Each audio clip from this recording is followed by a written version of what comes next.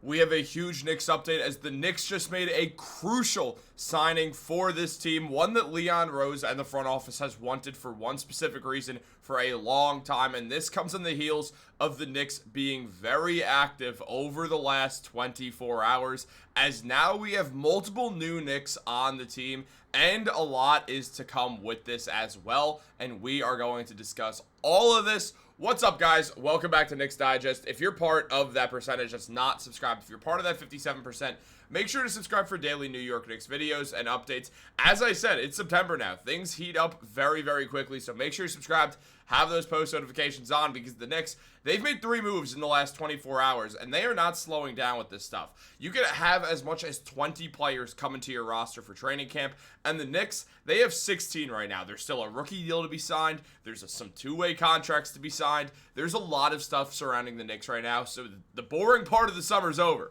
So make sure to subscribe, turn on those post notifications. Let's talk some New York Knicks basketball, because look, guys, we know that Leon Rose had some targets going into free agency. I mean, the Knicks wanted Jordan Clarkson for a very long time. They clearly had a lot of interest in Gershon Yabusele as well. And on top of that, we also see that they wanted a guard who could really be another ball handler so Jalen Brunson wasn't alone. Now, for a while, the best option looked like it was going to be Malcolm Brogdon. And this was also sort of echoed recently in a comment that Stephen Bondy made saying, despite this tight cap situation, league sources of the Knicks are still looking for a backup veteran point guard for training camp. Malcolm Brogdon most notably remains on the market, and wouldn't you know it, free agent guard Malcolm Brogdon has agreed to a 1-year deal with the New York Knicks, according to his agent. Entering his 10th NBA season, the former 6th man of the year gives the Knicks key backcourt depth and reserve playmaking. So now Brogdon joins the New York Knicks, as last year with the Washington Wizards, he put up 12.7 points per game, 3.8 rebounds, and 4 assists. Brogdon shot 43% from the field and 28% from 3. A career low from three-point range, though something that is expected to be able to bounce back in a huge way. I've said time and time again, when the Knicks were looking at Ben Simmons, I would have preferred Malcolm Brogdon. He could shoot the ball, he could play defense, he's 6'4", he could be a combo guard. There's a lot to like about Malcolm Brogdon's game. Well, Malcolm Brogdon now joins the New York Knicks, and this is a very, very interesting move that the Knicks have made here, because there's a lot to consider when going over this Malcolm Brogdon move. First of all, as we know, the Knicks had room for one veteran's minimum contract. The Knicks signed Malcolm Brogdon, but yesterday, they signed Landry Shamet. They also gave Garrison Matthews a training camp deal. So now the Knicks have multiple veterans fighting for a roster spot on this team, and it makes you think that there's a very good situation here where a lot could change fast about the Knicks going forwards also, because we know what the Knicks' sole focus is. It is to win an NBA championship. That's what Leon Rose said when they fired Tom Thibodeau. One of the few times Leon Rose has ever said anything. The only other time we've seen him this year is when he spoke about Karl-Anthony getting into the Hall of Fame. So Leon, he said their sole focus is winning a championship, and they believe that firing Thibodeau was the right course of action to do so.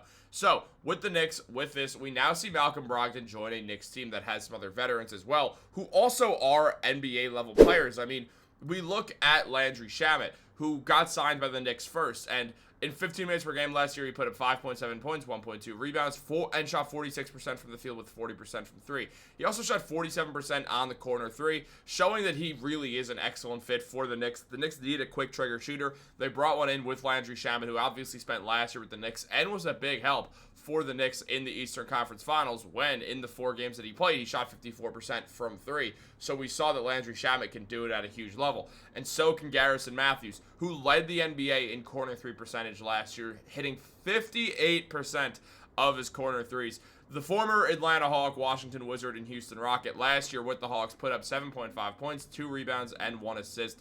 He's a pure shooter. He's there for one thing. He's there to shoot the ball. 85% of his shots came from behind the arc. So it felt like we were going to see a bit of a rivalry between Garrison Matthews and Landry Shamet. But now Malcolm Brogdon also joins the fold, and this is very interesting. I mean, Ian Begley also said on top of this, Malcolm Brogdon's deal with the Knicks is non-guaranteed, according to a source familiar with the matter. He will obviously get strong consideration for a roster spot. Landry Shamet will also get strong consideration for the spot. If the Knicks don't make a trade, they will have to choose between the two veterans. The Knicks have been looking for a backup veteran point guard. Obviously, they get one in Malcolm Brogdon. So it all becomes very interesting. We see that there was a list of backup guards, specifically point guards, but Outside of Malcolm Brogdon and Russell Westbrook, there wasn't a ton to like. I mean, DeLon Wright's been solid. We know the Knicks had Cameron Payne last year, and it always felt like they were going to move on. Payne has garnered some interest from the Minnesota Timberwolves. So did Malcolm Brogdon, so we'll see what happens there. And also, there's a guy like a Bones Highland maybe, but that doesn't feel like a good fit. The best fit for this job was Malcolm Brogdon, and that's who the Knicks bring in. So this is a 10 out of 10 move, if you ask me. He's also tried and tested in the playoffs. The man was with the Celtics when they went to the conference finals and came back from the 3-0 deficit to lose Game 7. And then he was with the Pacers for a while as well when they made the playoffs. For his career, he shoots 42.1% from the field in the playoffs and 38% from three. He's been a solid performer, having years where he's put up over 21 points per game in the playoffs, being an absolutely excellent player, going for 21 points and also 10 assists. We've seen Malcolm Brogdon do it all. We've seen him win a Sixth Man of the Year. We've seen Malcolm Brogdon be a real success story.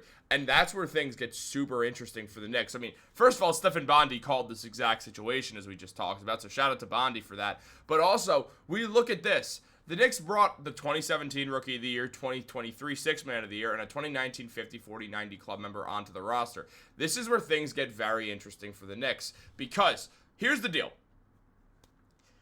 Let's just go over the backups right now. We're assuming Mitchell Robinson starts. So that's Jalen Brunson, Mikal, OG. Why did I only use Brunson's last name and then whatever? And then Cat and Mitch. So we see that. We then go to the bench. Malcolm Brogdon, Jordan Clarkson, both are Sixth Man of the Year. They've won Sixth Man of the Year. They've both won Sixth Man of the Year. Shout out to Emmanuel quickly for coming in second in 2023 when Brogdon won it. But on top of that, you see Gershon Yabusele, an 11-point per game scorer who also gets 5 rebounds and is an excellent player as well off the bench. Deuce McBride, at one point, was one of the favorites to win Sixth Man of the Year last season. Josh Hart, before he was a starter, when the Knicks, before they traded for Karl-Anthony Towns, before that season began, he was the second favorite to win Sixth Man of the Year. The Knicks bench is stacked up full of guys who have been able to win that Sixth Man of the Year award or have won that Sixth Man of the Year award in the past. This is absolutely insane when considering their bench last year was Cameron Payne, and obviously Deuce was there and he was still great. He was their sixth man.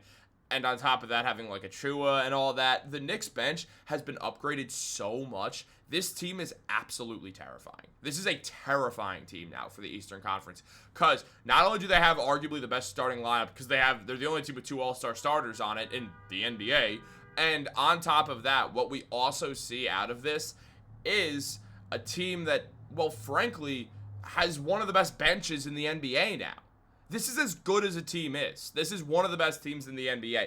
Makes it very clear the Knicks are solely focused on winning a championship, and they see that their window is this year, and they are going all out for it, which I absolutely love to see. This was an excellent move, and we're going to see some subsequent stuff happen, and I'm going to talk about them on future videos as well. We're going to explain a lot of stuff with these moves going forwards, and more moves are coming. Be ready, be aware, have those post notifications on. This video and the Matthews video was a little bit later, as you can see by my eyes right now. I definitely just rolled out of bed and did this. I was exhausted. I am filming this a little bit later than when it came out. I'm not going to lie. I was just up watching TV till 3 a.m. last night. That's on me. Guys, like this video, subscribe, turn on post notifications. Have a great day. Go Knicks.